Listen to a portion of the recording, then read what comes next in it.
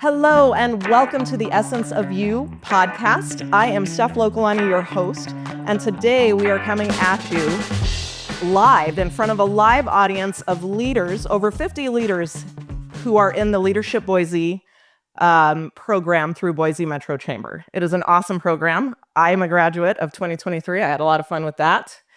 And we are in the Hemingway building on the Boise State University campus. And we're also doing a podcast takeover. So I am not leading this one. I'm handing it off to my dear friend, Mike, who was also in my first episode. And Mike is an executive coach and mental performance strategist with Global Bound LLC. And he will be taking over. So a little bit of backstory here, and I have to admit some bias. I know everyone on this stage really well. I consider everyone a colleague and a friend. And so I'm going to start with kind of diving into that a little bit, and then I'm going to have you guys kind of explain your backgrounds, your experiences in your businesses, the organizations you work with, and then we're going to really shift into legacy and succession and leadership and what that looks like. So I've known Kevin Bailey, who works for the Idaho Community Foundation for now almost exactly 4 years. They have an amazing program called the Idaho Leads Program, which is for executive directors of nonprofits around the state. And every May, so coming up actually next week, they do a retreat up in Cascade for a few days, bring in 18, 20 different leaders from around the state. And we do a thorough retreat on leadership development.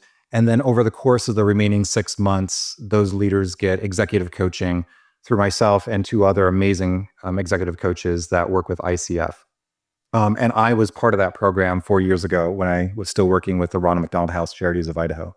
And Kevin has become a great friend and even mentor for me in a lot of ways. So good to have you, Kevin. Thank you. Angela Taylor, she is an alum of this program. She spoke at the grand finale last year, and I had to reach out to her immediately. And we started having coffee dates on a regular basis. So Angela just look at her bio, and there's like another 100 pages that you can go into. So her work with the WNBA, starting her own businesses, the Tailored Lead Foundation, which we're going to dive into a lot. She does a lot of amazing work, and the succession piece is really huge because I know the Tailored Lead Foundation is a family affair. So thank you for being here. Thanks for inviting me. And Steph, we met a couple years ago, not through Leadership Boise, but through the Chamber. So the Chamber does have a program called Be Wise that her and I were brought in to be mentors for other young leaders. And it's like a 6-week program or something like that, where I think we each had like 5 or 6 mentees. And for 6 weeks, every week, we were taking them out and doing programming with them, connecting them, doing networking, just learning about their leadership journey. They're almost like aspiring leaders in themselves. And so I met Steph, heard about her experience working at HP, starting OMG Films. And then we just seem to have run into each other all over the place. And she's an amazing filmmaker, now in podcasting, and is doing great there. And so thank you for coming today. Thank you. So let's get started. I want to talk about, obviously we're covering this general theme of succession and legacy, but I maybe want to start off a little bit with, let's just talk about leadership and maybe how you frame leadership. And the reason I ask that is, if we were to put up on a whiteboard like a list of like 50, 60, 100 characteristics of what makes a good leader, I feel like the entire audience would probably, and I said select 3, everyone would select, we would probably use like 50 of the 60 terms. So it's a very broad reach. And so what that says to me is that leadership is very nuanced, very dynamic, very subjective. And so how we lead depends on maybe the environment we're in, the circumstances, the people in our environment with us. So we'll just kind of go down the line and start with you, Kevin. Like, how do you sort of frame or look at leadership? Like, what's the lens that you look at it through? Yeah, it's a great question. I think, early on in my career and as I was, in college and then getting into the workforce, I thought of leadership. I remember taking a leadership class in college, and, I'm a big college football fan. So I would think of leadership through the lens of like, am I a Nick Saban type leader? Or, am I name another coach type, and trying to fit yourself into a certain archetype. But as I got into my career, realized that's kind of exactly the wrong model. It's really about like, who am I at my core? and how do I be as authentic to that? I'm only going to be as successful as a leader if I can show up to work every day, consistently, and be my true self and be authentic and vulnerable enough that my employees, my team know what to expect from me. I think that's one of the greatest qualities in a leader is, can you show up and people know what to expect from you? I think probably we've all had the experience of working for someone that was extremely volatile and you don't know what you're getting from day to day. That's a really tough situation to be led in. And so, that's something I really focus on. And that's kind of this people-centric framework. It's people first, but also, be attuned to your own, who you are, live into that. What are your values? It's not about trying to fit into some other archetype of some other type of leader that's out there. I think, be true to yourself. That's a model that I've really tried to lean into and live into. Thank you. Angela? I love that. And first and foremost, it's so exciting to be here and having this conversation. I think that it's so rare that we have really insightful conversations about things that we interact with on a regular basis. So we hear the term leader all the time, but I don't think that we actually take a moment to pause and to think about what that means writ large or what it means to us individually. And so I appreciate being able to have this conversation and picking up from where Kevin left off. I completely agree. Like, to me, leaders should be what you see is fit for you. Like, I know growing up for me in the early stages of my journey, it felt like there was this definitive definition of who a leader was, how they had to show up, what they did, what they were responsible for. And I think that that's evolved over time where it's much more open-ended. And for me, I want to democratize leadership. You all are leaders. We all are leaders in our own right, in our own space, whether we're leading from the front or leading from the back, whether we are a dynamic, vociferous leader or for somebody that is a little bit more into the details and the minutia. Like, everyone can be a leader in their own space. And when I think about defining leadership, it really is someone who does have a vision for whatever it is, small or large, knowing what their North Star is. If you're an individual contributor, knowing what your responsibility is and being able to lead yourself or your team through getting to that North Star. If you are a macro level leader, senior leader inside of an organization, it's having a vision, but also making sure that the folks that are working with you are put in the right place to be able to help you move forward with achieving your goals and those outcomes. And I think that's for so many of us, when we're early on in our career, we look to somebody else to try to determine, okay, I want to act and speak like Mike speaks. I want to show up the same way Kevin shows up. I want to be able to have the same sorts of goals that Steph has. And the quicker you can get to your own authentic voice, your own authentic perspective, and the way that you want to show up on a daily basis that has a profound impact on others, that's when you become a leader. I have a follow-up, but I'm going to jump to Steph first and we're going to come back. I want to echo that it is the authenticity piece of that and being your authentic self in any situation that you show up, whether it is at work with your team or even at home or with the people that you have to work with on different occasions. For me, it is also recognizing when people on your team, giving them the autonomy to do their jobs and do it well and do it right. I have two of my team members here today working for me, and I chose them specifically because I know what they are capable of doing each on their own and together as a team. And so it's recognizing the value that your team brings and the people on your team and putting them in the right place. All right, so I have to jump on the authenticity piece because that term I think we throw around a lot. I feel like in the last 3 years of my business, and obviously I deal in leadership a lot and consulting work around leadership and culture, and you hear authentic leader, authenticity in your branding or whatever it is. And I want you guys kind of to define it, but I'm one of the things that Kevin talked about, and I heard it with Angela too, is I think there's something about beliefs. I think there's something about values. So what are the values that you're leading from? But then it's also, as you're saying, Angela, where are you getting the belief system of who did you sort of mimic? Who were those icons, those idols, those benchmarks that you're trying to say, this is, I guess, what leadership is, or I know that this, and where does that actually also tie into maybe your values or it doesn't? So when do you have that dissonance of, well, I value this, but Phil Jackson, this coach for this thing, or this president did this, or the CEO did this, and that seems to conflict with my values. Which one am I going to gravitate towards? So those belief systems really can coincide well with the values. And I think that's authenticity. But I don't think that's how I would define it. But I don't think others would, or maybe there's some other layers that we're not looking at. So Angela, I want to jump to you first. Is how would you define authenticity in leadership?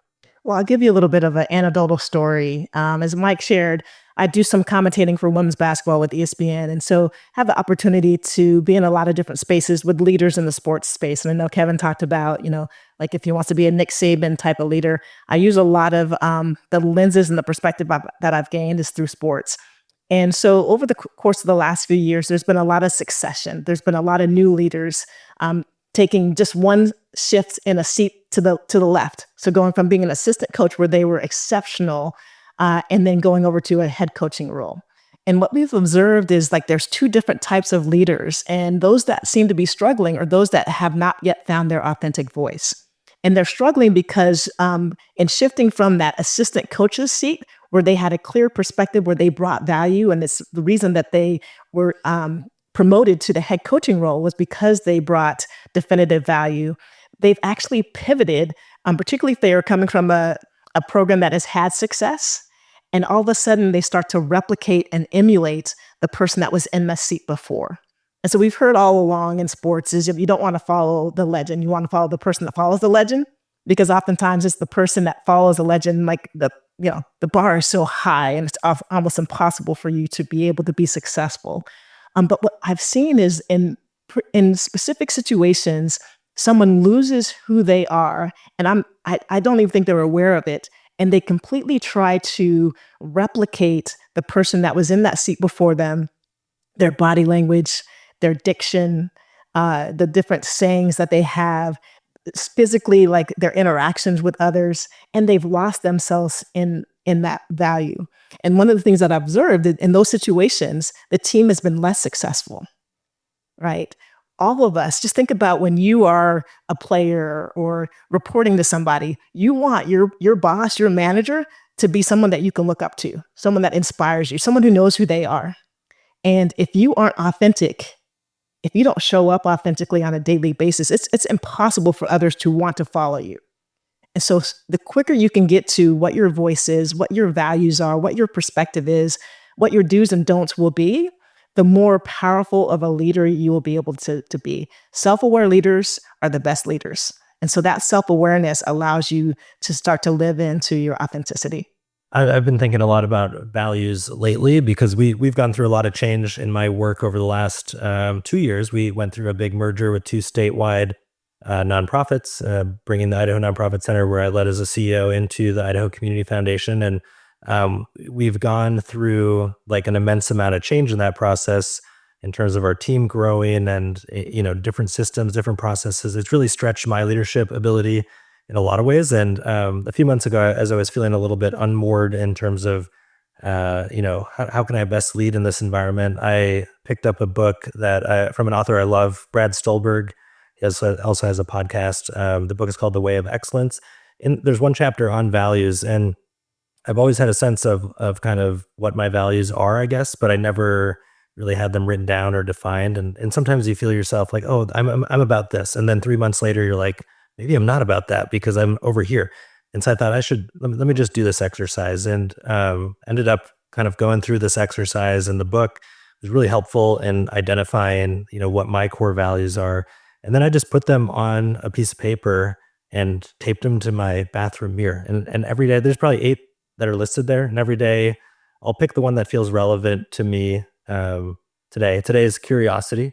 So I feel like if I'm not in a curious space, I'm not my best self. I need to show up with curiosity. I need to not feel like I have been through this before or figured all the answers out. If I show up at a meeting, show up with my team with that space of curiosity, I'm just a much better leader. I'm a much better person. It energizes me.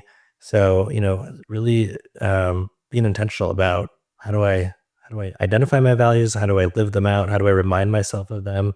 Because it's easy to kind of fray and go off as life happens. I I think the value piece is huge. It's one of the first things I do with clients, because I think a lot of times in leadership, we know what we don't like, or we know what we don't want, and maybe we can articulate that better. But what is it that maybe you stand for, or the path that you are sort of trying to trudge?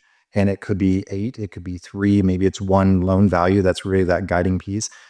But it's a process to intentionally live through that value. So then when you're dealing with something that's a little more stressful, so you're dealing with a funding issue. I mean, so Kevin works with the Idaho Community Foundation. They just finished up last week the Idaho Gives campaign, which they exceeded their target of $6 million, which is amazing.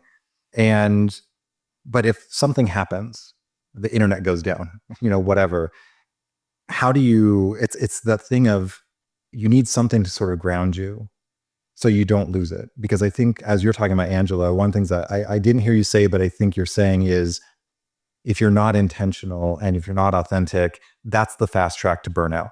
That's the fast track to overwhelm. And then there's an emotion contagion where everyone else feels that. You may be successful on the ground in the short term, but in the long term. Well, leadership is about trust and building trust. And if you are not authentic, it's really difficult for people to trust you. Like if you can't show up as yourself, if you're trying to be somebody else. And so it's building that trust. And when you're thinking about values are dynamic. I think that it's so important for us to recognize, and I love the exercise, Kevin, that you do on a regular basis, of being able to take inventory of what your values are. They may shift over time. One value may drop off when you get married, or when you have children. You may have a different value than you did as a single individual. And when you become a senior leader, you may have different value set. But oftentimes what happens is your mental models change, and that changes your values. And when your mental models change, what it does is it adds to your toolkit. Now I have more values in my toolkit, and I know which values I need to leverage in what situation. And as leaders grow, that's what you want to be able to have: definitive values, but amplify those values in different such situations. And the more authentic you are, the more you understand who you are and how you show up and what your values are, the more you're able to leverage those.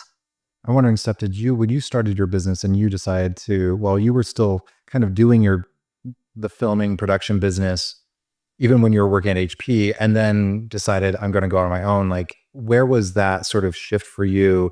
And again, not to beat a dead horse with the succession and legacy piece, but even just thinking about the authenticity of and the value set that we're trying to have guide us. What was it that was, I think it's time for me to start out on my own and to move the mark a little bit on where I want to go with this endeavor?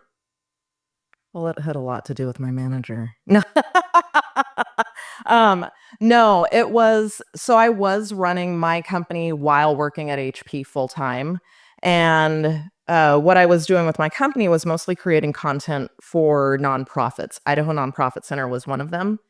And in thinking about, it came to a point where I had to let something go because I didn't have enough time to do all of that and also attempt to have a personal life. I've got a dog and a few cats that need me sometimes. And so it was recognizing that it was time to do what felt right for me and what was in alignment with myself and my life. And HP wasn't filling that. It was a great place to start. It was a great place to learn. I learned a ton. It got me through both my bachelor's program and half of my master's program. I finished my master's degree after I left HP. And it gave me the means and the ground to really set in. But there are a lot of things with any corporation that you may not always align with. And it was in recognizing that and saying, I know what I want to do in my company and how I'm going to do it there. And did it. And I'm still learning and still attempting to do my best.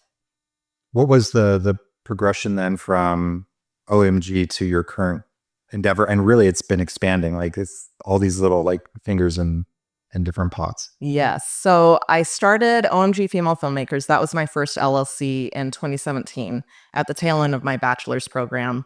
And I made the shift to in real life films in January of this year, but I started contemplating it last August.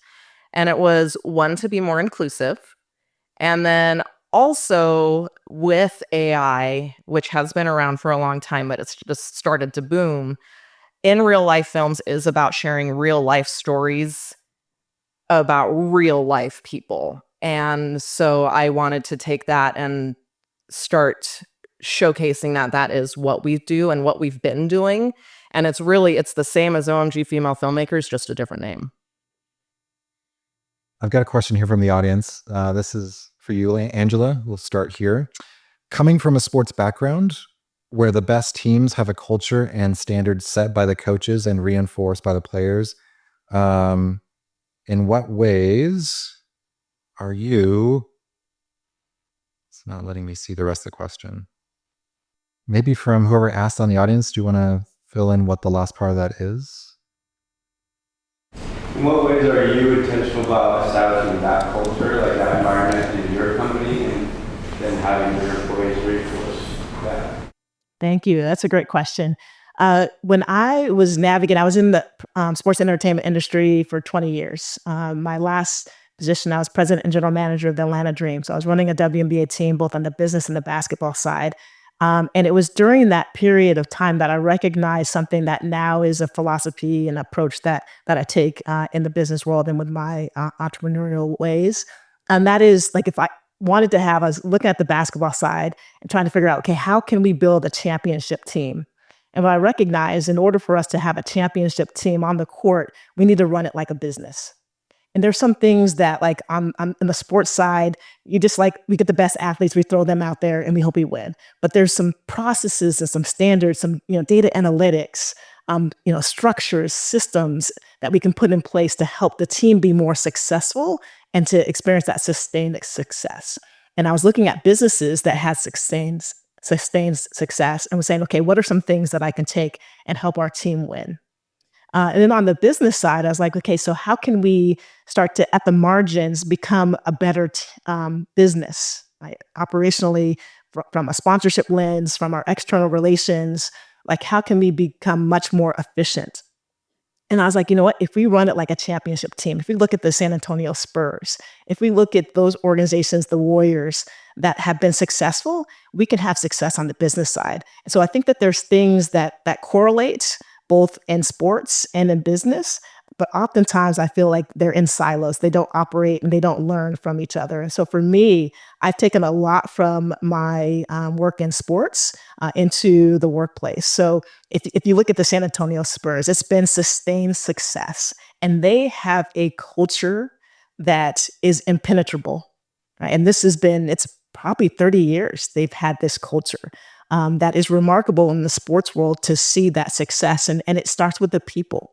So the people inside the organization, it's a family-friendly organization. People have been there for a long time. So how can I make sure that the people in my businesses, that they feel like this is a family? They're empowered to be part of the future. And as we continue to grow and force some changes. Like, what else did they have? The leader.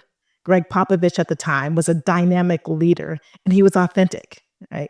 So how do we make sure the head of the snake is an authentic leader that has a voice? Another thing that I've taken from the sports world is there's this natural conflict that exists inside of most sports organizations. If you're the head coach, you need to win today in order to get your next contract. So you're trying to get, the next best player. You're getting ready to get rid of all your long-term assets so that you can win today, because that's the best way for you to get the next contract. If you're the general manager, your responsibility is to win today, but to have that sustained success. So you're naturally at conflict when you're looking to make different transactions. And I think in the corporate space, the same thing is true when you have stakeholders. So your board may have completely different goals than you have as a leader. And how can you make sure that you're aligned? How can you make sure that you focus on the short term and the long term?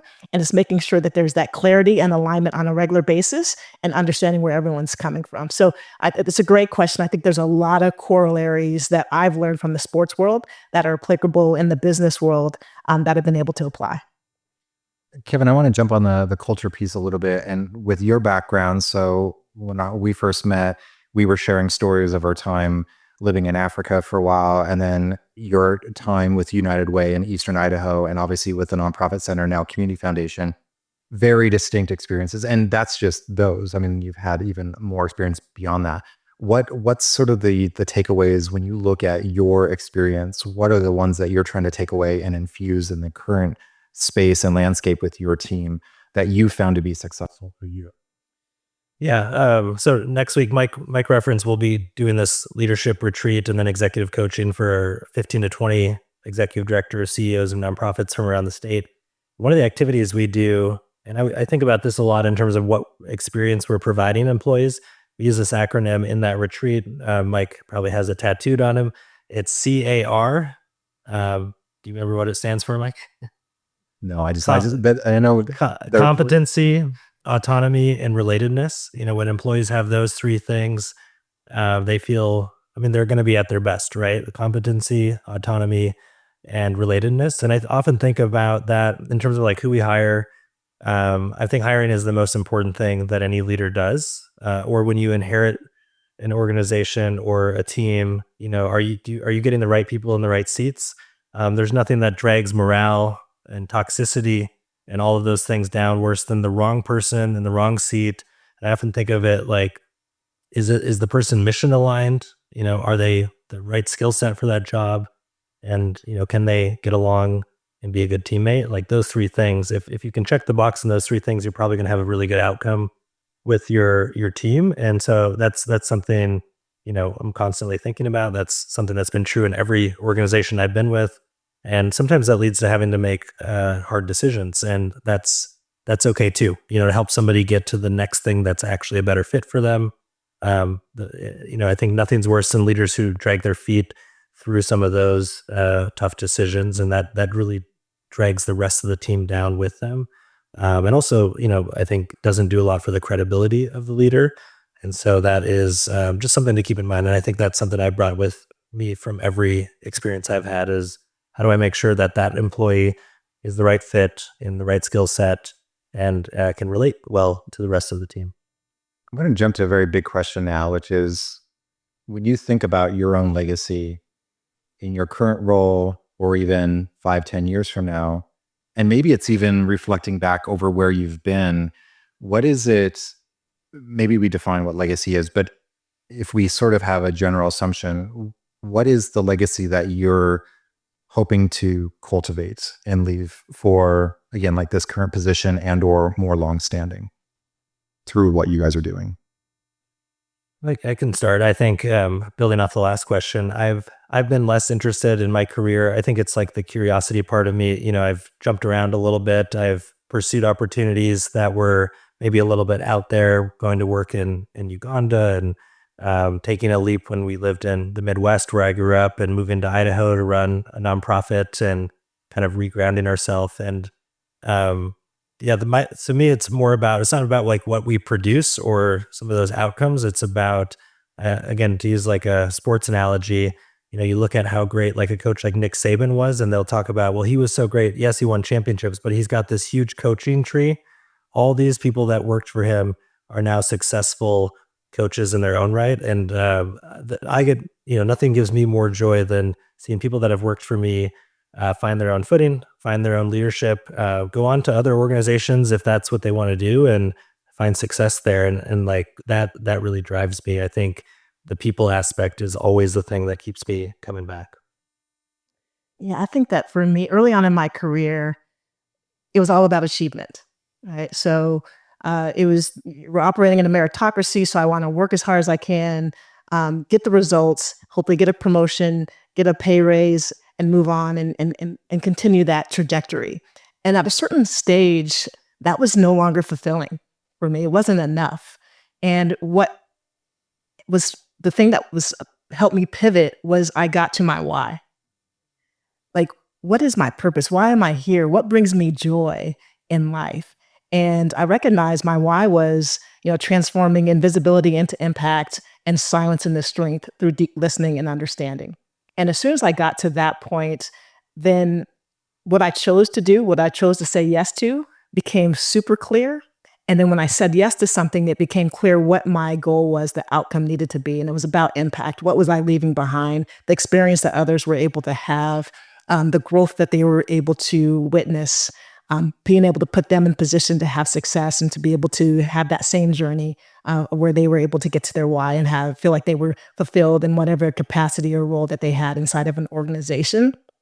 And so as my journey continued, legacy really became not just about me, but about others. And feeling and recognizing that I've been extremely blessed and privileged in my life. And so there's this responsibility to make sure that others are put in the right seats, in the right situations, and have the right resources and support around them to be able to thrive, not just survive inside of situations. And I think that that's what happens so often, particularly in the corporate space, is people are just surviving. They get up and they are reluctantly getting out of bed to get to work. And when they get home, they're exhausted. How can we create a space where people are thriving and they're getting better every single day? Through what I do with filmmaking, I tell other people's stories more than I tell my own. And part of that, too, is putting a piece of myself in each of these films and projects that I create for other people. Right now, I'm working on 2 different documentaries for 2 different clients, but each of those is going to have a little bit of me and how I show up in the world in it, because I'm the artist behind it. And so that's kind of how that piece of the legacy is being left. And then when it comes to my business and my team, I don't think either of these guys want to take over.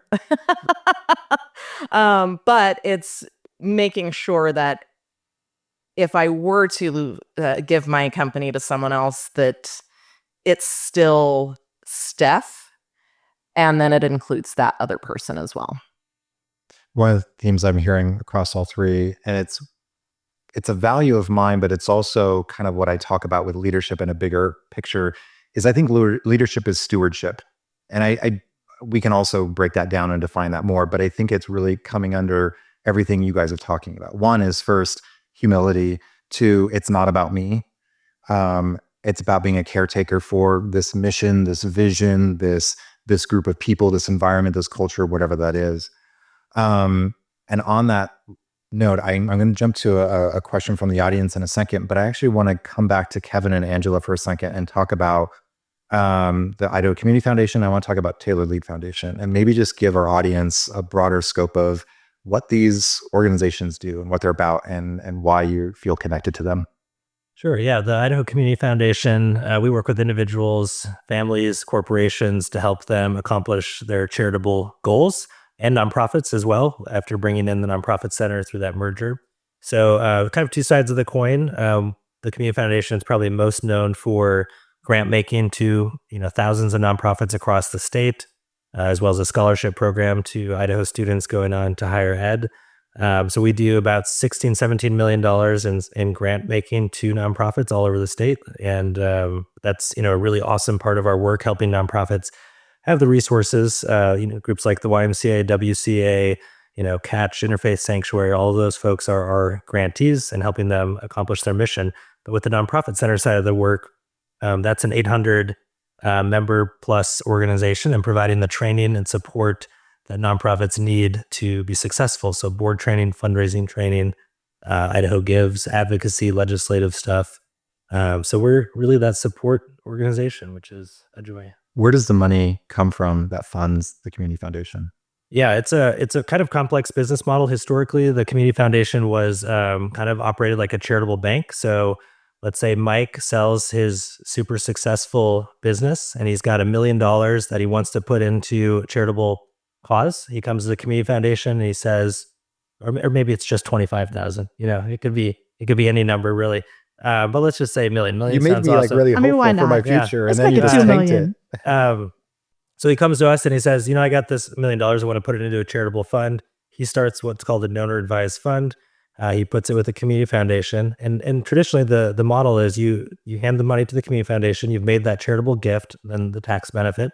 And then you as an advisor donor get to choose which grants and which charities you want to make grants to. And meanwhile, we're investing that money in stocks, equities, bonds, et cetera. And as that principal grows, we're granting out less than that principal every year if it's set up a certain way. And that fund can live on in perpetuity. So we now have funds that have existed since 1988 when we opened the Community Foundation. and currently manage over $300 million in charitable assets. So some of those funds have been around since that first generation. And now let's say they started with $100,000. They now may have granted out, $500,000 or even $1 million because that principal is continuing to grow. And it's sort of that endowment model. And so that's a really neat way that the Community Foundation sort of stewards those funds in perpetuity in many cases. Sometimes we get people that come to us and they say, I want to spend this $1 million down in 5 years, and I've got 4 causes I care about. Help me figure out who's doing this work. And we do that kind of advising as well. And then on the nonprofit side, that side of the business is really, our membership, similar to like a chamber of commerce, membership dues, earned income from programs that we put on, sponsorships, foundation grants that we apply for so that we can carry out those programs. So it's a pretty diverse business model. We are a nonprofit, statewide 501c3 charitable nonprofit. So like any other nonprofit, we do have to raise money, and it's a very, I guess, complex business model compared to most nonprofits, but it's one that allows us to do a wide variety of work. So on that scenario where I donated $1 million to the Community Foundation, and then you invest some of that money or all that money, I have a say over where I want that $1 million to be sent out, in maybe grants or some sort of sponsorship or funding, whatever. What about the interest on that? Is that something now that's sort of free from my decision because that's just an earned? So your fund, the most classic example of a donor advised fund, you put in that principal amount, that interest generates right back into the principal so that it can continue to grow, and so that your pot of money to grant out every year is a little bit higher. So I would still have choice over that, versus would the Community Foundation, like if my $1 million made an extra like $10,000 in a year, do you guys get to choose where that 10,000 comes from, or that comes back in? Yeah, the donor intent. So that's at every fund agreement that we set up. And some donors do come to us and they say, we think the Community Foundation knows a lot about all the nonprofit work that's out there. We care about hunger. You guys decide who to give this money to. And then it goes kind of into some of our competitive grant making processes that we have regional councils across the state decide. But a classic, if a donor is still alive and they've got a very specific thing that they care about, and that's sort of what they've written into the agreement, then they get to make that choice, unless it's to, something that we can't grant to. So it has to be, an act of charity or unit of government. It has to be, fit within our values policy, meaning it's not a hate group, meaning it's not funding something that is completely, objectionable in some way that doesn't fit that standard. So that's kind of how that works. And it doesn't go like, funding super PACs or anything like that. No, we can't. Yeah, we can't get involved in, providing grants to political action committees, or in most cases like 501c4s, which are more advocacy-based organizations. Cool. Angela, so the Taylor Lead Foundation, and congratulations, by the way, this year you guys had your Changemakers Gala, your first gala for this organization, a huge success. Can you tell the audience about the Taylor Lead Foundation, how it started, what's the goal of it, and then I want to jump into the legacy piece, because I know it's really close to your heart because it's a family thing. Yeah, it absolutely is. And thank you for supporting the gala as a volunteer. But the Taylor Lead Foundation, after you donate $1 million to Idaho Community Foundation, and that next $1 million comes to the Taylor Lead, it basically supports access, retention, and leverage for youth and women here in Idaho in particular. And we do it in a couple of different pathways. The first pathway, we started about 10 years ago. My brothers and I understand that the nexus of athletics and academics has been a game changer for us. My mother was a paraprofessional, a special education teacher. My father was in the Air Force in Mountain Home. I was born and raised in Mountain Home. And we recognized that so many people, educators, coaches, had a profound impact on our lives. And that academics and athletics, that combination really was the buoy for us to be able to go on and have successful careers. And so 10 years ago, when we were being inducted into the Mountain Home High School Hall of Fame, my brother Gary and I talked about, what do we want to do? How did we get here? And we recognized that it was our parents, charging us to make sure that we succeeded in the classroom, and we gave everything to sports. So we decided to start a scholarship for boys and girls in Mountain Home that would recognize scholar athletes that led, that had academic excellence, that had athletic achievement and distinguished community service. And so we've been doing that scholarship in Mountain Home for about 10 years. And decided we wanted to go statewide. So we went from just being a family, just writing a check, to we need to form a 501c3 and make this official. So a year ago, we made it official and have solely started to, under our Vision 1.0 pillar, focus on statewide scholarships to scholar athletes. It's called the Alice and Charles Taylor Scholar Athlete Lead Scholarship. A little bit of a mouthful, but a great impact, and really focus on that access piece of making sure that we impact the go-on rate here in Idaho. Right, the go-on rate has been decreasing in Idaho over the last decade. And so how can we make sure that we get more kids the opportunity to go on to college and to lead? And we're doing it in a profound way. We believe that if we democratize the term scholar and athlete, like everyone can be a scholar and everyone can be an athlete in their own right, that if we get those individuals to the table, they will be able to lead in profound ways. So that's the first pillar that we're really excited about.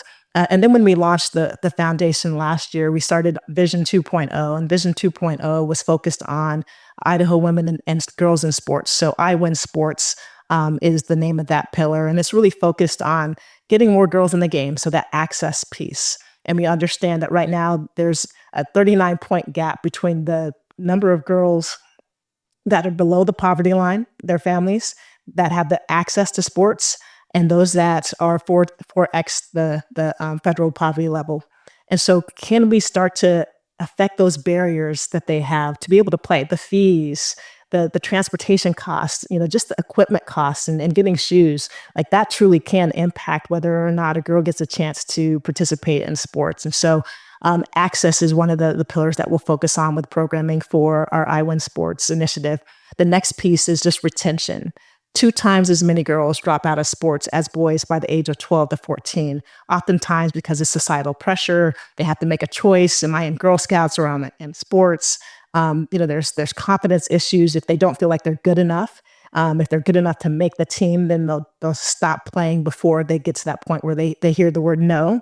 So how can we make sure that we keep them in the game? Because if we keep them in the game, then they can go on to the next phase, which is leverage, and to leverage everything that I believe is powerful about sports: the confidence, the team building, the communication, the discipline, the leadership, the motivation, all of the things that individuals that have participated in sports, the characteristics and the traits that you're able to garner to help you become a great leader in your community. And so access, retention, and leverage are the points that we really focus on with the Taylor Lead Foundation in our Idaho Women and Girls in Sports Foundation. And then that's the operating system is just programming underneath it.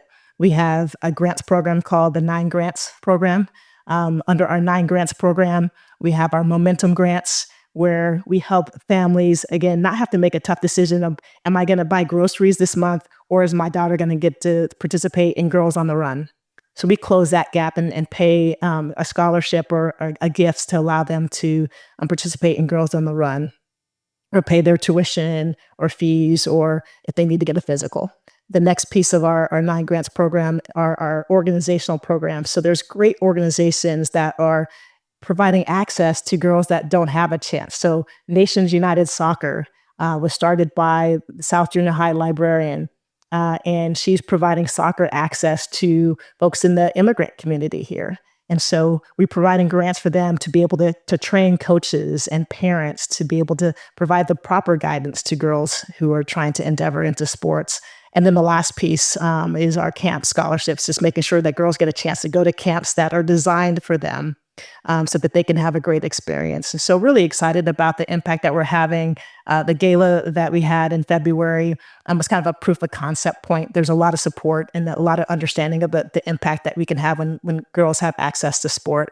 And then I'll leave you with the data just suggests if we can keep girls in the game, right, beyond just that 12 to 14-year-old time period, they will be able to change the game. And that's our tagline. We get girls in the game so they can change it. 94% of C-suite female leaders in Fortune 500 companies played sports. 94%. 52% of them played college sports. So it matters. And so we're hoping to close that gap here in Idaho to get more girls participating and more kids to participate just in general, but specifically more girls to participate in the stay in sports. I want to come back to that because I think we can broaden that to leadership and where we find potential high quality leaders that maybe don't make the jump for a variety of reasons. They, as the audience was talking about and writing about earlier before we started the podcast, their own journey, and maybe they had experiences where they weren't supported in a way by a former leader. And so that kind of convinced them, or maybe they got feedback in an evaluation that said, like, to this extent of like, hey, you're not going to amount to anything in this company, versus those who've been encouraged and that maybe they had development programs through what ICF does through its Idaho Leads or Ascending Leaders program, things like that. So I want to come back to that a little bit because I think there's an interesting parallel. I want to jump to some questions from our audience. Let's see. And this is a good one because I was thinking about this as well, and we can expand on this however you guys see fit. It says your team likely won't have all the same values. Is that good or bad? Because when I think about, and I think what they're talking about in this question is when you look at legacy and even succession, maybe sometimes as leaders, we're looking for someone who's going to carry the torch in the exact same way we did. Maybe there's a leader who's like, actually, I want someone who's doing it completely different than me. And so this question is, what happens when you have someone who has maybe different values or different belief system or a different set of strengths? Yeah, I think that's a great question. It's to me, it's less about like what are the values mismatches between people, and what are the values alignment between that person and the organization. I think having clarity around your organization's values. When post merger, we went through this exercise to get a new strategic plan, a new mission statement, new values. One of our values is to dream big for Idaho because we're a large statewide nonprofit. Idaho has a lot of challenges that we're trying to address, like housing affordability, hunger, access to education, childcare, et cetera. And, we really realize, like, if we're going to make a big difference in this state, we need to have folks who want to come work for us, who are not afraid of big, tough, sticky questions and challenges. This is not the place for someone who just wants to coast. And that's going to be a part, like that. There's got to be a values alignment on that aspect. Whether or not the person that we hire has the same values as me, they probably shouldn't, right? I think it's good that there's they're going to bring their authentic self. We're going to learn from each other. But at the end of the day, we all want to be aligned around those organization values and be bought into that. I think that's more important than the sort of personal alignment. Yeah, I think Leadership Boise is a perfect example of this. Like, leadership changes over time. Like, every year there is a new leader of Leadership Boise, but the structure and the culture remains the same, and there's different ideas. So this session this year is completely different than the session it was last year, which is different than the sessions was 10 years ago, which was different than the sessions were than the start 40 years ago. Like, there's been an intentional design of this program to account for the different styles of leadership, the different values that leaders have in this space. So I think that you can use this as a model for how you can have sustained success with being able to amplify the different leaders. And I think it really is important to be able to do that. One thing it's important for us all to recognize is, as leaders, as we garner more power and influence, so the higher we are in the organization, the more of a decision maker that we are, the narrower the gap is between decisions that we make and our values. Right? If you're an individual contributor, your values don't necessarily impact outcomes. They don't necessarily impact decisions. But if you are a senior leader, your values, your perspective has a direct correlation with decisions that you make. And so understanding what your values are, being authentic to that is important. And we've talked a lot about that. But when taking a look at just that succession plan and how you can have different types of leaders, I think it's so important to create a space where different individuals can be successful.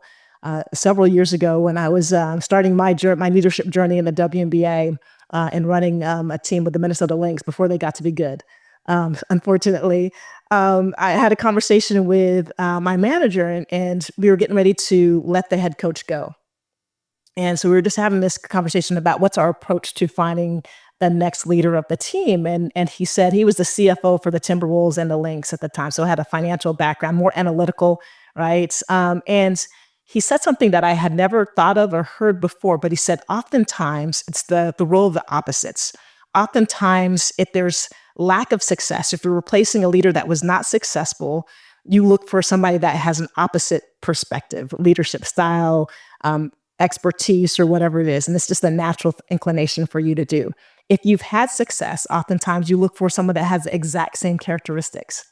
And to me, that just baffled my mind because it didn't leave much room for creativity, right? It just meant like, okay, here's the list of characteristics that this individual have. Let me go find somebody that, checks off 9 of the 10 things on that list.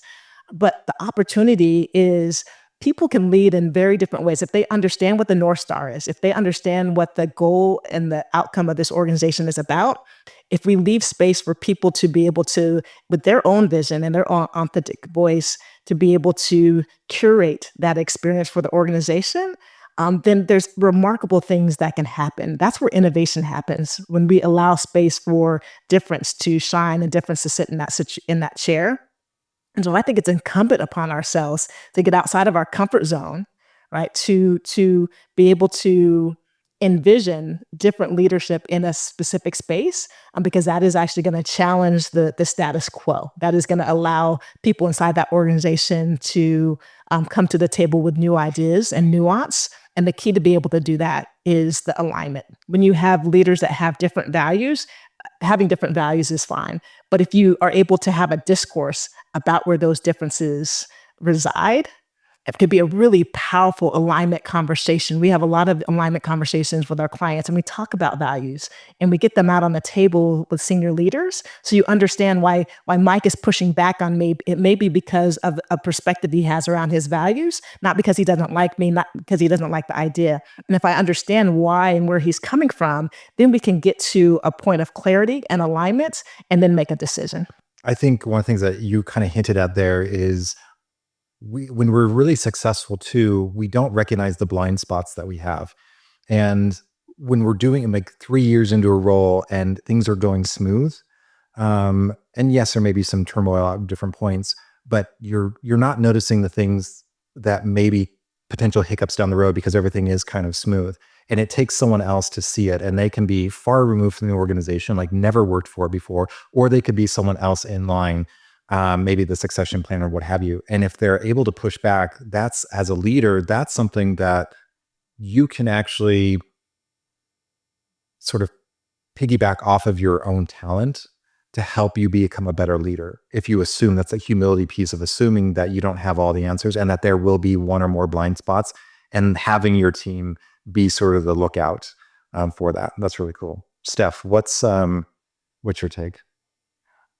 I don't want anyone on my team to have the same values as me. It's great when there's alignment, but it brings a different perspective and different, as Angela said, different creativity. And that's what we need, whether you're in the industry I'm in or any industry. You need that difference of values between people so that you can grow and build. And you don't have to name clients, but I'm curious, because you have a diverse array of clients across even the nonprofit sector, but you also do work with for-profit companies. I don't know if you've done some work with government agencies, but obviously that lens is very broad. And so, yes, if you're almost like tackling it from a one-size-fits-all approach, there might be some things that you're missing in the messaging, those stories that you're trying to tell. I'm kind of getting. Absolutely. And going along with the clients, I just finished a project for a client, and I think we're going to come back again in November for the primaries. And this particular person is not of the same political ideas that I am.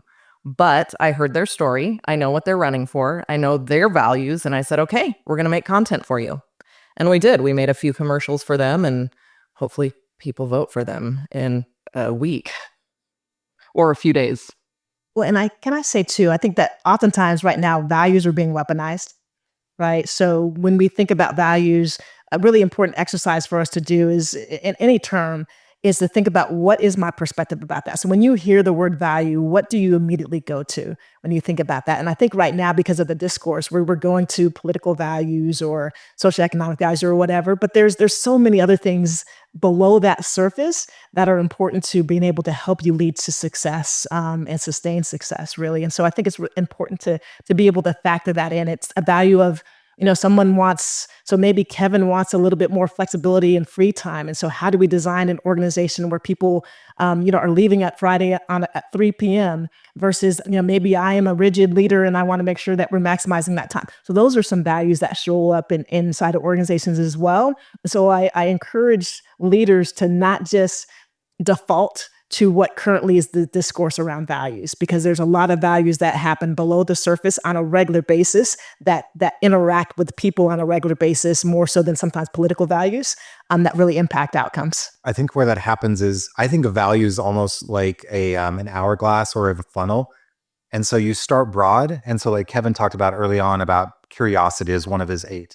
And like that functions at the top of that funnel in a very broad way. And so it can mean a lot of things. As we keep going down, like, I need to drill down on what curiosity means. Then you get to the small part of the funnel where it means very little, or it's not flexible enough to adapt. And I think that's where on the political stuff that we tend to go and drill down so specific and so hyper individual that then we can't relate to anybody. So it's trying to come back up. And or if we do the hourglass, we come back at the bottom end and let those values kind of flesh themselves out into a broader category, so that it is curiosity, or for me, like nourishing connections is a huge value for me. And so it's so broad that it allows me to realize, okay, I can pivot if I need to. So that rigidity piece that you're talking about. Yeah. And I think it shows up just in practice sometimes too, is we are hesitant to have a conversation about values. And I think the best organizations actually do the opposite. They invite this conversation so that you can confront the differences. And we do it in a way, my favorite TED Talk is the power of a single story. And like, I think sometimes leaders just have one focus. They have one interaction with staff, and this is how I see that person or what their values may be and how they can show up inside of an organization. And as leaders, when you're curious, I love that, Kevin, your word was curious today. Curious leaders like want to probe and get more context. And so now what? What next? Whether it's the individual, whether it's the problem we're trying to solve. And that's where there's so much richness beneath the surface when you actually confront where the friction is. We believe with the Dignitas Agency, when we're working with different clients, oftentimes we find people try to avoid conflict. And that is where problems actually continue to flourish, but is when you address the friction. We think that friction is the accelerant. So when you think about lifting weights, if I don't put anything on that bar, I might get a little bit stronger. But if I put some weight on that bar, that friction, that tension is going to break that muscle down and build it up, and I'm going to get stronger. The same is true when friction exists and conflict exists, whether it's values or any other thing that you want to get aligned around. If you intentionally address it and confront it and invite it into the space, there's some remarkable things on the other side of that. Yeah, Kevin, you talked about that CAR model that we do at the Idaho Leads program. And I use a different acronym. That's why it doesn't connect as much. But one of the things that you're talking about and how it correlates to Angela is that tension can be those foundational needs of CAR. So if you have someone in your organization that is maybe struggling with the competence in some way, so maybe they just don't have the tools that they need. That could be an ergonomic chair. It could be a new mouse or mouse pad. It could be they actually want more learning, more professional development. But that can be that tension. And when you understand what that is, then you can say, okay, this is how we can grow from here, versus they're just being difficult and we just stop there. And that also piggybacks into your curiosity piece. Yeah, I think when you see someone that's not performing, kind of inventorying those 3 things that I talked about, are they, what's being curious about it? Like what's at the heart of this difficulty for this person? Is it a skill mismatch? Do they need more direction, more coaching? Are they in the right role? Are they struggling with something at home? There's a lot of reasons why an employee's performance might fall back. And so I think as leaders, we don't want to make decisions like tomorrow and the first time we're finding out about something, but we also don't want to delay those decisions. But you have to get curious in that middle ground and add some tension to it and dig in. And I think that's where the change happens. One of the questions from our audience, which I think is interesting around the concept of succession and legacy that we've been having so far and how you guys view leadership, like what lens you view it through. One of the questions was about how to know when to step back. And part of that is delegating. So how do we, if we are so tied up maybe in our role, our title, our authority, that maybe that's part of the issue. Like can't hand this off, or I can't step back because what does that say about me as a leader? Or can I trust them, or whatever that is? So I'm wondering how you've navigated that over your careers. How have you learned to take a step back when appropriate and delegate more effectiveness to grow your team? Yeah, that's a really, I think as you move through that progression from individual contributor to leader, there's this, if you're a doer like I am and kind of grew up, tying my own performance to my direct, work product, this leadership space can feel a little bit uncomfortable. Like, what did I actually do today? I don't know. And sometimes it's like, what's stepping back and saying, what's the value that I'm bringing to this team? Maybe it's helping people get alignment. Maybe it's helping people feel safe and get that meeting together that moves the work forward. Maybe it's building trust with an external partner. Like, these are all the things that leaders do, and individual contributors are counting on our leaders to do those things so they have a clear runway to do their work. But I think that's initially, it's I don't have an exact answer to your question, but just to acknowledge there's kind of that discomfort, I think, for a lot of folks as they move from individual contributor to leadership and kind of feeling like, oh, I don't know if I'm, doing anything. All the people, they're doing all this stuff. Am I actually adding value? And that's sometimes a scary place to be. Well, and before we jump to you, Angela, I'm curious, and we don't have to answer this now, but I'm wondering if we need to be thinking about how we define productivity and how we own that, and also how we define success for ourselves. And why is success usually tied to productivity when maybe we need to scrap that and re-envision it? But I'll jump to you. That is exactly what the issue is. And I have to admit, I am horrible at this, right? I'm a doer by nature. That is my happy space. And so I have to recognize that that gives me joy. And there's a difference between me wanting to do and me taking the opportunity from others to do and to empower them in that space. But it is certainly a fine line. The thing that helped me, probably about 10 years ago in this conversation was just really understanding kind of for leaders, when you're a senior leader, like 80% of your time should be spent on the business, 20% in the business. Right. And for me early on in my career, it was the opposite. Or at the best, it was 50-50, right? 50% of just doing tasks and 50% of working on the macro level strategy. But if you're a leader, it is your responsibility to focus on strategy. But that doesn't mean that has to be it alone. There's a couple examples that I really learned from. There's a book by Professor Brooks, who's the happiness professor at Harvard. And he has a book called Strength to Strength. And he tells this story that he and his wife were on a flight one day, and they were sitting behind a leader that he recognized. It was a prominent global figure. And he was overhearing the conversation that individual was having with his wife. And he was just saying that, he had no motivation. Like, he was frustrated. His life was over because he wasn't having the same impact that he had had for most of his career. That he didn't know what was happening, what he could do, but was so depressed that he no longer was in that same capacity where his responsibility was to be in that chair where he was doing and leading.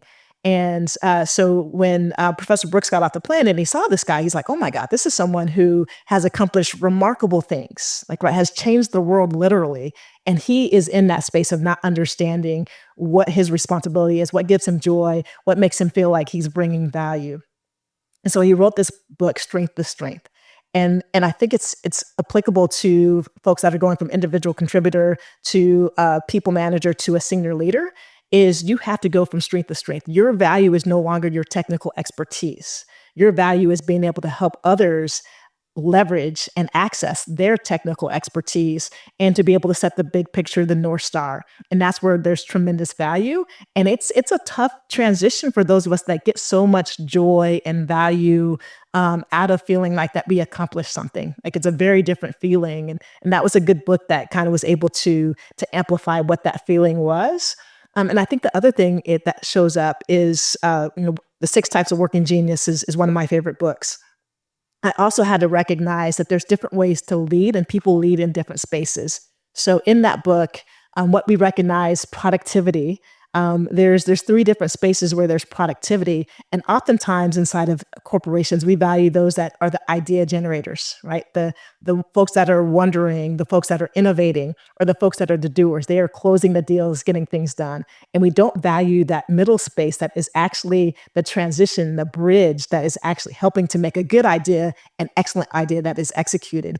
And so the people that are in that space are discerners, right? They're discerners, and they're ones that are able to rally the troops, get people moving forward, and then enable success inside of that.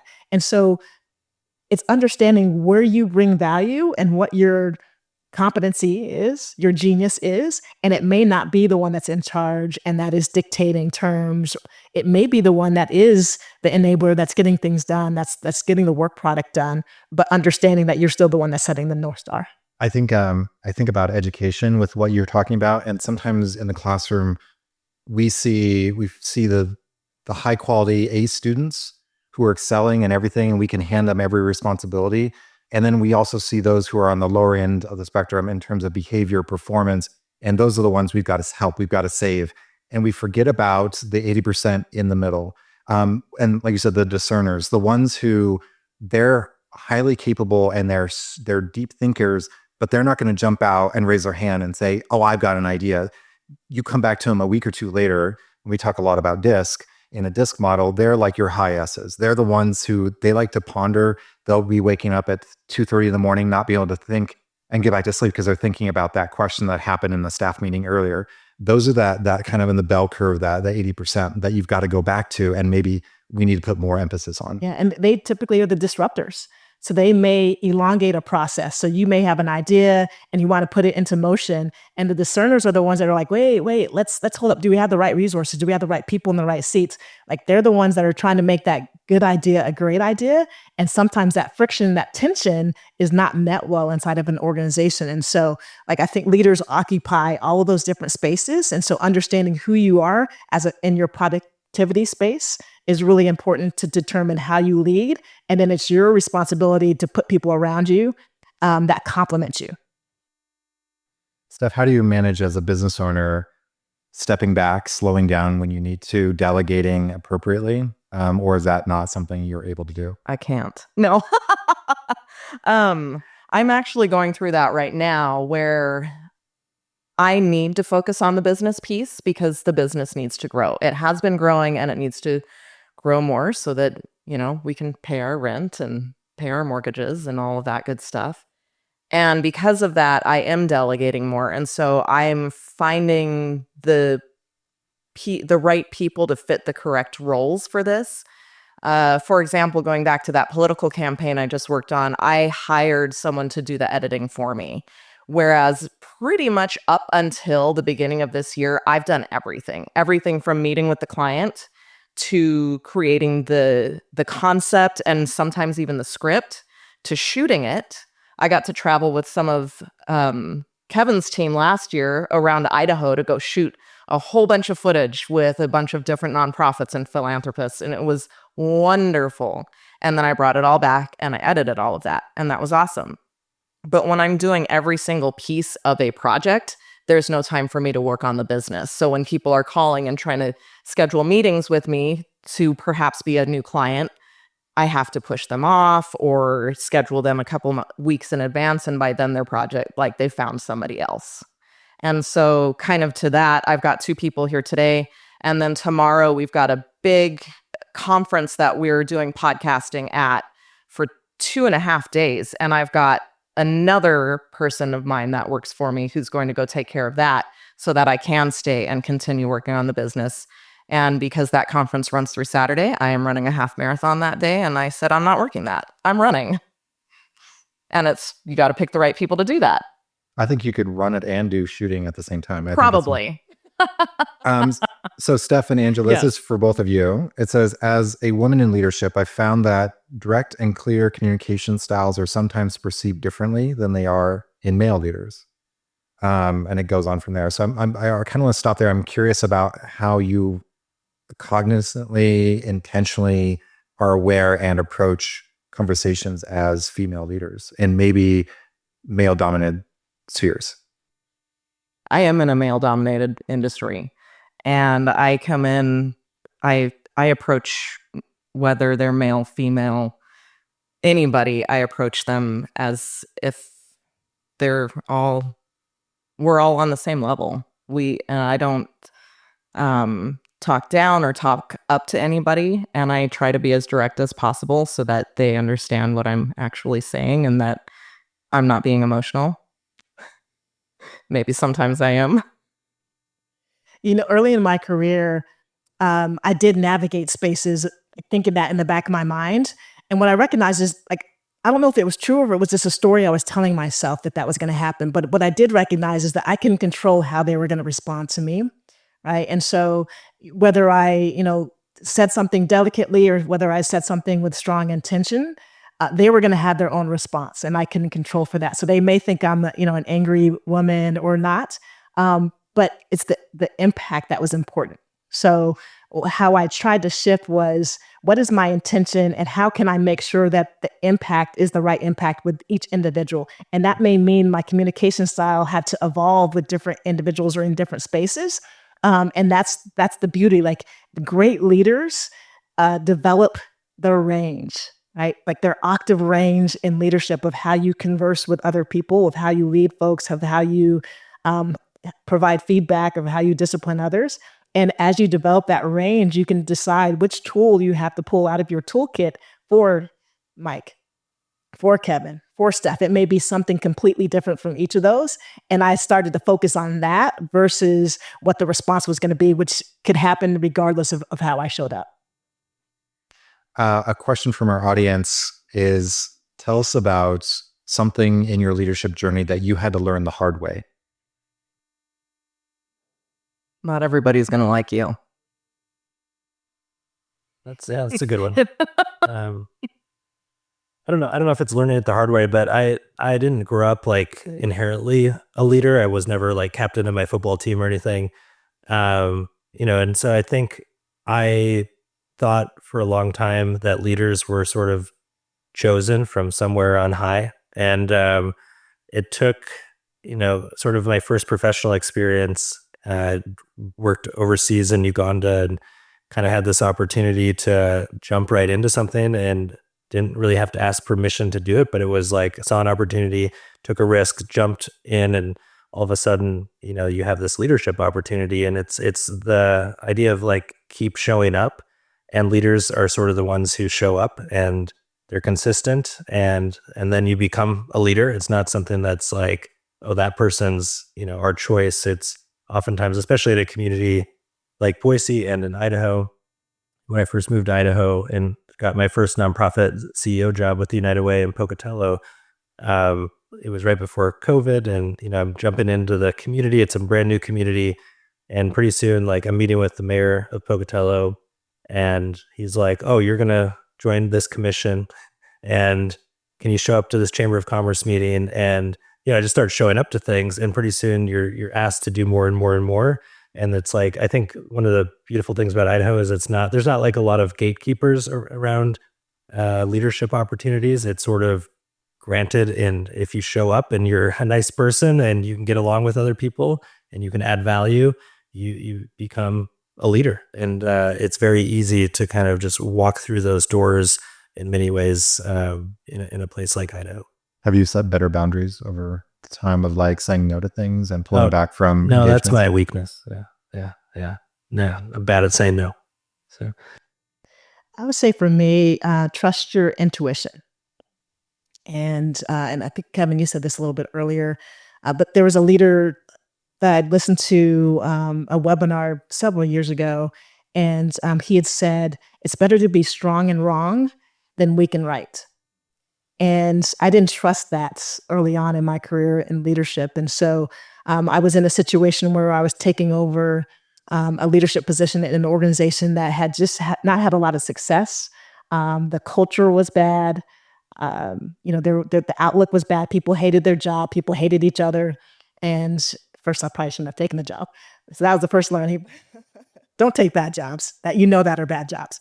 But in taking that job, my intuition told me, like, early on, the first month, I knew who was a good team player and who was not, like who was going to be a good team member, but I wanted to be patient and not just go with my first instincts and give people a chance and maybe see if that they were better in a different position or maybe just a different culture, and that I was the one that could maybe create a different space where this individual could thrive and the team could coalesce.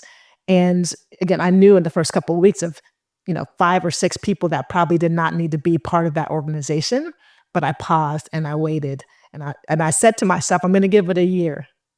I'm going to give it a year to allow them to see, to prove whether they could or couldn't. But as Kevin had said before, it's better to make that decision too early than too late. And 2 or 3 months in, the decision to retain those individuals was too late. Like they were continuing to erode a culture. So as I was trying to build a culture up, they were eroding that culture. So we never were able to get where we wanted to be able to get. And it was based on, it was my decision, right? So I was completely at fault because I knew immediately, and I hesitated and I paused. Trust your intuition, trust your instincts. Do not pause. If you know something, make a decision and live with that decision. There was when I was living overseas in Africa, I was doing a project and I had a bunch of people coming in and offering recommendations like, wouldn't you rather do it this way? Or, could we try this? And I think there's value in listening to those things. But at the same time, if you have a vision, it's better to fail at your own vision than take on someone else's and succeed. And so we pushed forward in the way that I wanted, and I loved it. And it doesn't mean there weren't mistakes or blind spots or things, but that's how I could learn. But if I adopted someone else's vision for what this project was going to be, at the end of the day, there was no sense of connectedness or relatedness to this project anymore for me. And I probably actually would have, if halfway through that project, if I had adopted some of these suggestions, it wouldn't have felt like mine, and I probably would have lost the engagement piece, and then it would have floundered anyway. But I think it's that, how do we balance that? And maybe this is the question I want to go to, is how do we balance the humility to listen to outside opinions and advice and problem solving from talented people in our circle who obviously have the best intentions for us as well as for whatever we're working on, but also staying true to the vision that you have for whatever it is, your team, your culture, your organization, your legacy? For that, anytime we're on set, especially if it's a narrative piece, which is not documentary or anything, I let my team, I give them the opportunity to give me feedback and tell me, I think we should do it this way, I think we should do it that way. And then through that process, listening to them and also knowing what the vision is as the director and or the producer, we're able to come together and say, okay, actually that will work, and we'll mold this particular shot based on what you said and based on what I think it should be, and then also what the client wants as well. And so we're constantly working together in that manner and balancing that between, what I think it should be as the director and then what other people think things should look like and be. So I wonder how much of that comes back to your values, your beliefs, all that stuff. But once you have that and you understand the vision, how much attention you need to pay to communication to be able to communicate that vision. Because I think a lot of times we just think, oh, well, leadership, I know what we're doing. I've got this roadmap, either the board of directors or the board of trustees or whoever is outlining that, and I'm implementing it, whether I actually adopt it or accept it or not. And so what I say goes. But I think sometimes the simplest thing is, can I communicate that vision to other people so they're not just left wondering, okay, so they push back on my ideas. Why? Is it because they think they were a bad idea? Or is it because there's something I don't know in the background? But I think leaders just assume, well, just trust me and do what I say. But I think there's something powerful about if we can communicate that why, if we can communicate the larger vision, then we're bringing people along that journey with us. That's kind of what I'm Absolutely. Yeah. And communicating the vision from the start. What are we creating together, and what is the final output going to be? So do you think that's not happening? And this for any of you, do you think that doesn't happen either because, as you've all said at various points today, the pressure on us to produce in the immediate short term, and all of a sudden when we're backed up against a wall, whether that's a deadline, that we're like, okay, I don't have a half hour to walk my team through this, and just trust me on it. But then that almost becomes the routine, the norm of you're always up against a wall. So then you never get a chance to explain yourself, versus saying, you know what, we're really pressed for time. but it's so important that we take maybe an extra day or two or a whole week so that I can get everybody on board. I mean, so how do we do that? How do we, as leaders, convince ourselves to slow down, take some time, that we can bring everyone along on that journey with us, instead of saying, in an ideal world, I would do that, but that's a luxury we don't have right now, so let's just plow through. But how many people are you losing along the way? Yeah, I think that's a really great question. A leader, I think the greatest currency we have as leaders is our time, and being really intentional about how we set up our own time, and making sure that we've talked about this in our leadership programs, but kind of have a space each week to, quote, go to the balcony, look at the big picture, pause, see, what do I need to do that's not on my calendar, that I got to get the team together for this thing. The more we're in this proactive space of really being intentional about our time, I think that's really important. Otherwise, just things happen to us. People put stuff on our calendar. We show up. We don't even know where we're going, why we're going there. And that's part of saying no. And so I'm learning a lot of those lessons as we go. But the time is the most precious asset that I think I have. And I just constantly think about, what am I doing with my time today? How can I best use my time? How am I structuring my schedule, my energy, all of those things? One of the things that I've recognized in my own journey is that when I have a clear North Star, then no matter what happens, good, bad, indifference, failures, setbacks, I'm still able to continue navigating and moving forward and to bring the team along. But it's those leaders that don't have that clarity around their North Star that the first time that there's an obstacle or break, right, they stop. And so that's the distinction between a vision and a plan. If you have a plan, like, planning is 50-50. Like, some things are going to go right and some things are going to go wrong. And as a leader, when you lead from a planner's perspective, then you let your team down so often, and you don't allow for that space for them to innovate and come up with new ideas. But when you lead from a visionary North Star perspective, like, there's so many different ways for us to get to the North Star. There's not just one pathway.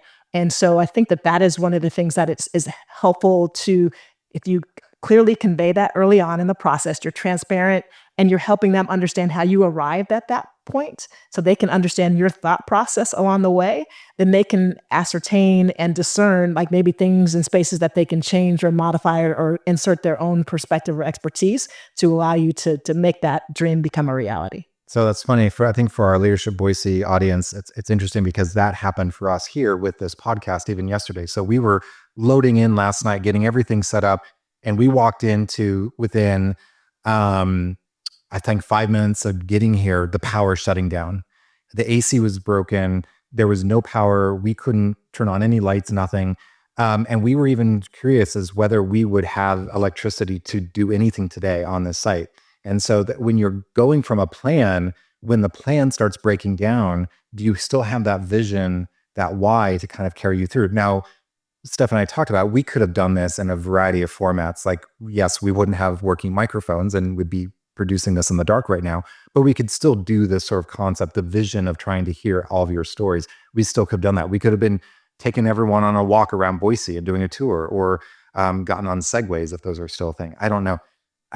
But I think when you leap from a plan, when the plan starts cracking or completely falls apart or falls away, that's where I think the stress builds, the not just the anxiety, but then all of a sudden, how are you going to navigate the uncertainty of what could be?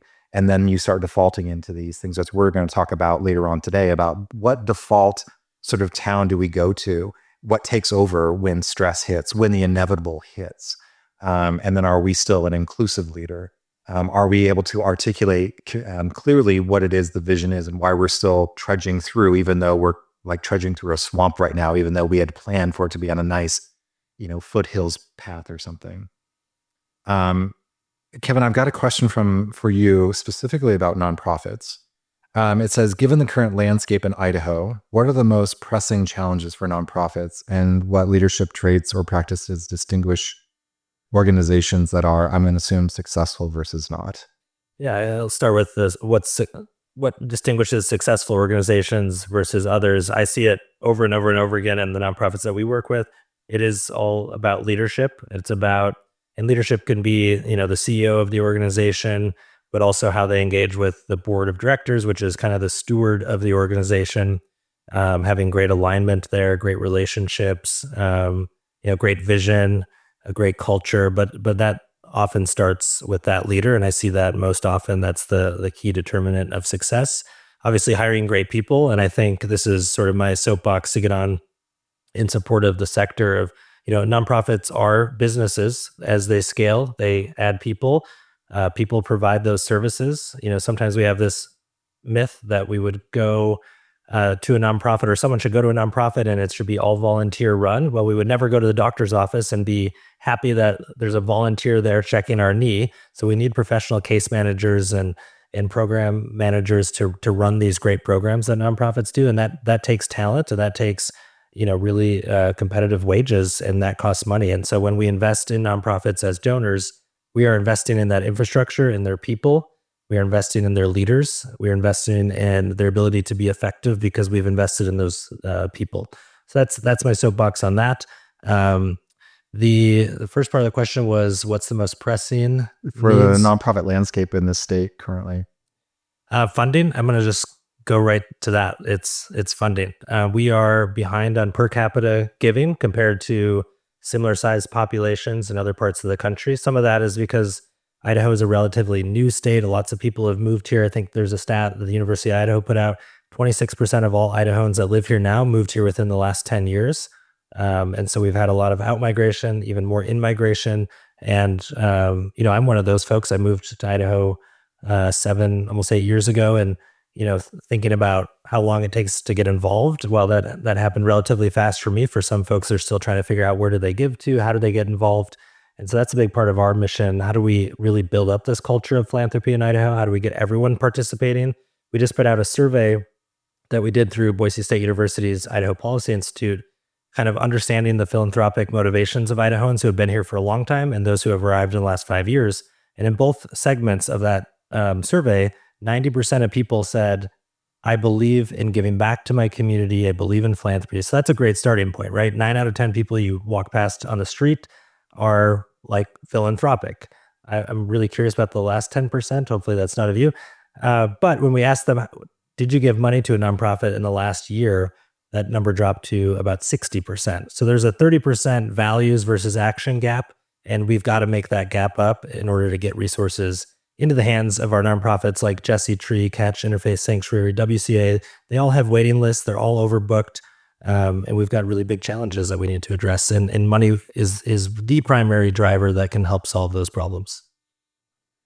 So we've got time for 2 more questions. I'm going to ask one from our audience, and then I've got one closing question for you all. So this question from the audience is, what is the hardest leadership decision you've had to make personally or professionally? I think terminating someone's employment, it's always, that's number one. I mean, it don't come about those decisions lightly, but sometimes they're necessary. And as a people-driven person, as someone who's likes to think I'm empathetic, that's the worst day that you can have. Yeah, I'll say it's twofold. That certainly terminating somebody. When I was a general manager, the worst part of my job was after training camp, after you had 19, 20 players, give it their all, having to sit across the desk from 8 of those players and say, look, I know you gave us everything. It wasn't what you didn't do. It was just that there's 12 other people, right, that were better at the job or were better fits for our organization. That was the most difficult thing, was to be able to sit across the table for someone that had given everything. Like there's nothing else that they could have done, and said that your best wasn't good enough. But I think from my personal perspective, it was walking away from jobs that weren't good fits. It wasn't a good culture, wasn't in alignment with leadership or ownership. And it was in opposition of who I am. I'm a competitive individual by nature. And so I think I can do anything, right? And that challenge. And so my nature would be to stay and see how I can get that, to turn it around. But I had to say, let go of the rope and say, you know what, like there's no situation that is going to allow us to turn it around in wellness, in a space where my wellness included, where there's values alignment and literally just wellness.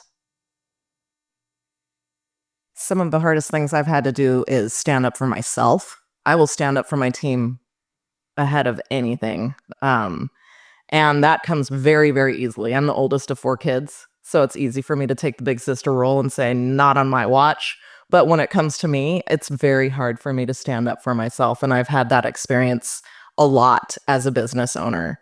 And you start questioning a lot about yourself and about how you're running things when you may not be able to speak up. But I've learned how to. It's kind of taking that stewardship model and overextending it a little bit. So being a caretaker for everyone else but yourself. But finding that balance, that wellness piece is really crucial. Otherwise, again, we go down that path of burnout, it seems like, pretty quick. All right, last question. Imagine someone you mentored, supported, hired, funded, coached, filmed, encouraged, or opened a door for is leading something important 10 years from now. What do you hope they carry forward from you? And what do you hope they have the courage to do differently?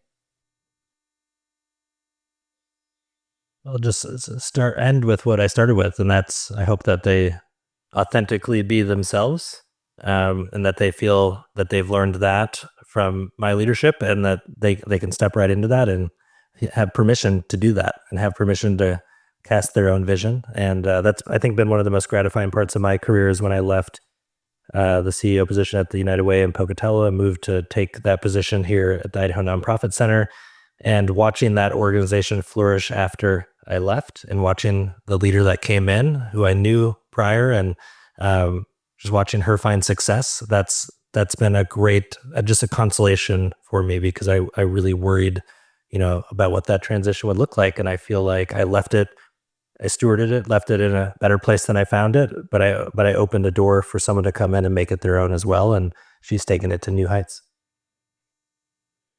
I would say focus on mindset, the leadership mindset. Oftentimes leaders or new leaders think about their activity or their actions. But the great leaders, it's about the leadership mindset of how am I endeavoring to lead this organization, this project, or whatever it may be. How am I showing up on a daily basis? When I get to the office, when I get on Zoom, whatever it is, like, what is my mindset? And how can I actually do the work to make sure that I have a strong mindset, and that allows people to have clarity over what my expectations are. And it's not just your activity or your actions. The things that I would say to do differently really is, just leaning into your authentic self as soon as possible, and trusting yourself and trusting your instinct. I think it's so easy for us that there's so much outside noise. It's so easy for us to filter all of the feedback, right? All of that white noise. But understand what your North Star is. Make sure you surround yourself with somebody that can tell you no, right? Tell you about yourself, good, bad, and indifferent. If you have somebody that is willing and able to do that, then that can help you see things that you can't see for yourself. Mine would be that everyone has a story to tell, and everyone brings value. And even if you don't think you have a story to tell, you absolutely do. And so I would want anyone that I've filmed and talked to and mentored in 10 years to say, this is my story, and that they can tell it with purpose and passion. And yeah, the world should hear everybody's story. And that's why I do what I do. And that's your new podcast that you started. What's the name of it that our audience can find? The Essence of You. And it's all about finding that deep who you are outside of your labels, outside of your titles, and what really drives you to do what you do and show up in the world. I want to thank our panelists today for showing up and answering some very difficult questions, and yet hopefully fun and engaging questions. And I know, Kevin, you might have to run pretty quick, but if Angela and Steph, you're able to stick around for a little bit, I'm sure our audience would love to pick your brains. I think there was probably only half the questions I asked that they had posed. So I think and I saw quite a few more for all three of you if you have time. Thank you for coming today. And thank you to our audience.